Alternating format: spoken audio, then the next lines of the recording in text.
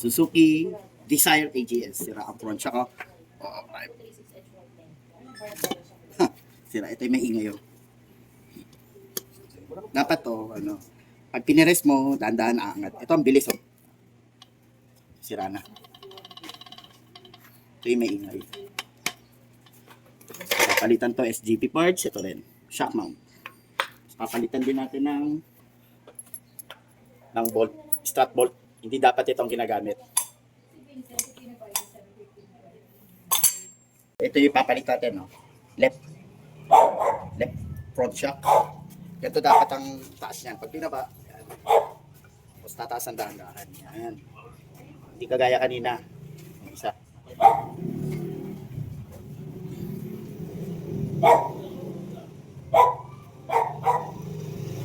SCT parts lahat. Left and right. Ito yung sa right. No, yun, no? Tapos pati yung mga strut nut. Palit.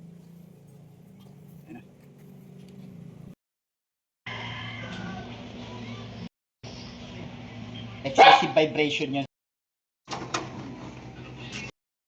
Mga yan eh.